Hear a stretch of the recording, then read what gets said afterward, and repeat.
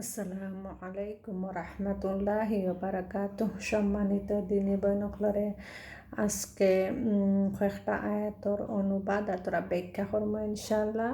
কুরআনের 10তম সূরা ইউনুসর 107 নম্বর 8 আর 9 নম্বর আয়াত আল্লাহ সুবহানাহু ওয়া তাআলা কিতা কইরা একটু বোঝার চেষ্টা করবো ইনশাআল্লাহ। আল্লাহ যদি তোমাকে কোনো কষ্টে নিপতিত করেন, তাহলে তিনি ছাড়া কেহ তা মোচনকারী নেই। আর যদি তিনি তোমার প্রতি কোনো কল্যাণ ও শান্তি পৌঁছাতে চান, তাহলে তার অনুগ্রহে কোনো অপসারণকারী নেই। তিনি স্বীয় অনুগ্রহ নিজের বান্দাদের মধ্য হতে যাকে চান দান করেন, এবং তিনি অত্যন্ত ক্ষমাশীল, অতিশয় দয়ালু। বলো, হে লোক সকল, তোমাদের কাছে তোমাদের রবের পক্ষ হতে সত্য ধর্ম এসেছে। যে ব্যক্তি সঠিক পথে আসবে, বস্তুত সে নিজের জন্যই পথে আসবে। আর যে ব্যক্তি পথভ্রষ্ট থাকবে, তার পথভ্রষ্টতা তারই উপর বর্তাবে। আর তোমাকে তোমাদের উপর দায়িত্বশীল করা হয়নি। আর যদি তুমি আমার প্রতি প্রেরিত ওহির অনুসরণ করো আর ধৈর্য ধারণ করো এই পর্যন্ত, যে আল্লাহ মীমাংসা করে দেন এবং তিনি উত্তম মীমাংসাকারী।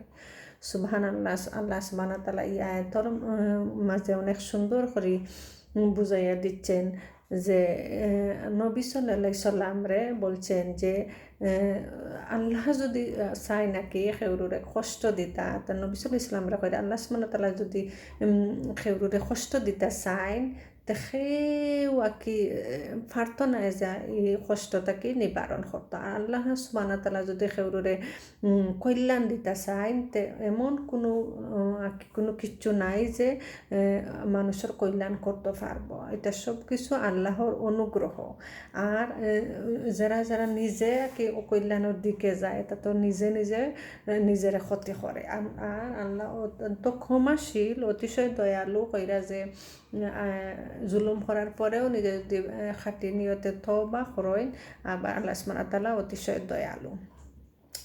তো নবী সাল্লাল্লাহু আলাইহি সাল্লামে কইরা, বলো, হে লোক সকল, তোমাদের কাছে তোমার রবের পক্ষ থেকে সত্য ধর্ম এসেছে। সত্য ধর্ম এসেছে তো বস্তুত তোমরা এটারে একে অনুসরণ করার লাগি, যে ধর্মরে অনুসরণ করলে আল্লাহ সুবহানাহু ওয়া তাআলা সে নবী সাল্লাল্লাহু আলাইহি সাল্লামকে নির্দেশ দিচ্ছেন যে, নবী তুমি লোকদেরকে বলে দাও, হে আল্লাহ, যে আল্লাহ তাআলার নিকট থেকে যে ওহী আসছে তা সত্য, তাতে কিছু বিন্দুমাত্র সন্দেহ নেই। যে ব্যক্তি হিদায়াত প্রাপ্ত হয়েছে এবং তার অনুসরণ করেছে, তার উপকারে সে নিজেই লাভ করবে। পক্ষান্তরে যে ব্যক্তি হিদায়ত লাভ করেনি, তার কুফল তাকেই ভোগ করতে হবে। আমি তো শুধু তোমাদেরকে আল্লাহর শাস্তি হতে ভয় প্রদর্শনকারী। হিদায়ত দান করার কাজ একমাত্র তো আল্লাহর।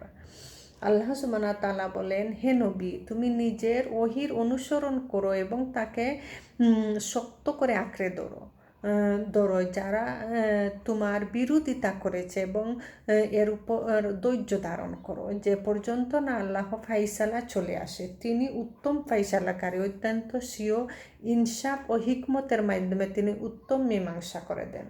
আল্লাহ সুবহানাহু ওয়া তাআলা এই আয়াতগুলোর মাঝে আর কি বুঝাইয়া দিরা যে সত্য ধর্ম তো আল্লাহ রসুলের প্রচার করাত গেছেন, তো তারা অবিশ্বাসী হলে তো তারা মানে না আরও তারা নবী সাল্লাল্লাহু আলাইহি ইসলামের প্রচুর কষ্ট দেয়, অনেক কিছু করে। এটার তাকে কইসেন যে যারা মানবাই তা তো নিজের কল্যাণ করলাই, আর যদি মানো না তে তো এটা নিজের অকল্যাণ করাই। এটার লাগে আমি দায়ী না। এটা হেদায়তের মালিক তো আল্লাহ সুবহানাহু ওয়া তাআলা। আমি খালি বয় প্রদর্শন নবী কইরা আমি তো খালি বয় প্রদর্শন করানির আকি, যে আমার অনুমতি দেওয়া হয়েছে, ওহি দেওয়া হয়েছে, বয় প্রদর্শন করাইতাম। যে শাস্তি আইব, শাস্তির বয় দেখানি। তো আবার যারা ধর্মের বিরোধিতা করছেন, অনেক নবী সাল্লাল্লাহু আলাইহি ইসলামকে কষ্ট দিছেন, এটার লাগিও কইরা যে ধৈর্য ধারণ করতা নবী সাল্লাল্লাহু আলাইহি ইসলামে যত সময়, আর ওহির অনুসরণ করতা, উনি তাই ঠিক মতো চলতা আর ধৈর্য ধরতা। যারা তারা নবী সাল্লাল্লাহু আলাইহি ইসলামের বিরুদ্ধে এই অপকর্ম কাম করে, নবী সাল্লাল্লাহু আলাইহি ইসলামরে কষ্ট দেয়, ধর্মরে মানেন না, ওখানোর লাগে।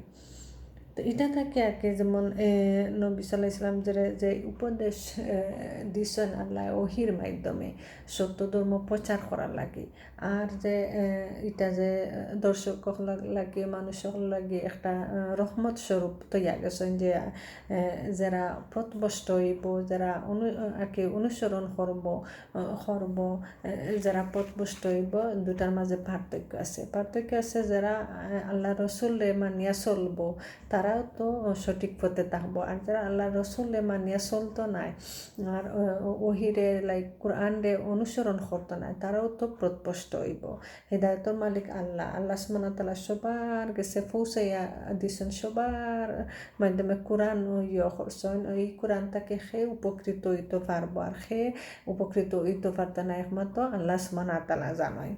আর নবীর খাম হইছে খালি তাই ওইগুলা পৌঁছাইয়া দেওয়া, তাই কি তার দায়িত্ব এগুন যে ওহিগুলা পৌঁছাইয়া দিতা। অনেক নবী সাল্লাল্লাহু আলাইহি ওয়াসাল্লামরে অনেক কষ্ট দিছে নাকি, যে সময় দিনের প্রচার করা যায়। দিন তো অনেক মানুষে মানছেন, অনেক মানুষে তো মানছেন না। নবী সাল্লাল্লাহু আলাইহি ওয়াসাল্লামরে কষ্টর মাধ্যমে অনেক কিছু বাদ কথাবার্তাও হয়েছেন, অনেক কিছু হয়েছেন। নবী সাল্লাল্লাহু আলাইহি ওয়াসাল্লামে ধৈর্য ধরছেন, আল্লাহ যে হইয়া দিছেন শিখাইয়া দিছেন ধৈর্য ধরতে। বেশি বেশি করি আর কি আল্লাহ সুবহানাহু ওয়া তাআলার কাছে তওবা করলে, যারা জুলুম করে তওবা হলে আল্লাহ সুবহানাহু ওয়া তাআলা মাফ করে দেন। আল্লাহ অত্যন্ত ক্ষমাশীল। আর ওহি মানে কোরআনের অনুসরণ করা, বেশি বেশি করি অনুসরণ করা, যাতে নিজের উপরে জুলুম করতা না। কিয়ামত অতি নিকটে আইছে, অতি নিকটে নিজেও আর কি বুঝতে পারবা যে মানুষের বয়স যখন বিগিনিং থেকে শুরু থাকি যত সময় ৬০-৭০ বছর বাঁচন, ওই সময় তো মরি গেলে কেউ অনুঠুত কিয়ামত। আর তারা যে খালি হয়তো আগে কিয়ামত হবে আইব, ওটাও তো একটা কিয়ামত। যারা মানুষ যে সময় মৃত্যু এই সময় তো সবচেয়ে বড় কিয়ামত। এই মৃত্যুর যন্ত্রণা আর মৃত্যুর কষ্টটা যারা বুঝে, যারা কি অনুভব করছে, এরাও কইতে পারবো যে তারার কিয়ামত হইছে। এটা একটা হাদিসও আর কি আল্লাহ রসুলে কইছিল যে একজন মানুষ, তারা যে হয়তো খালি কিয়ামত আয় না, কিয়ামত তখন যে একজন মানুষ ছোট বাচ্চা থাকি একবারে বৃদ্ধ ইয়া মৃত্যু পর্যন্ত অন্য একটা কিয়ামত। তো কিয়ামত তো অবশ্যই আইব মানুষের লাইফের মাঝে কত কিয়ামত আয়, এটা তো মানুষের চিন্তা করে না যে টাইম যায় কি সময় চলিয়া যায়, আমরা খিতা লইয়া যাইতাম পরকালের লাগে, খিতা আঁকি কোন দন আমরা গেলে আমরা খামাইব, কোন দন আঁকি উপহারী আঁকি যে আমলগুলা লইয়া যাইতাম ওখানেও বেশি। আল্লাহ সুবহানাহু ওয়া তাআলা সবরে বুঝার আমল করার তৌফিক দিতা, বেশি বেশি করি নামাজ রোজা হজ জাকাত এগুলা বালাইলাই সব কিছু পরিষ্কার করিয়া কি যাতে কোনো থাকে না। আর নিজের ভুল ত্রুটি সতর্ক থাকার লাগে যে নিজের ভুল ত্রুটি ওইতো না, আর ভুল ত্রুটি তুরাতুরি ওই গেলে গিয়ে আল্লাহর কাছে খালি মাফ চাওয়া। জাযাকুমুল্লাহু খাইরান।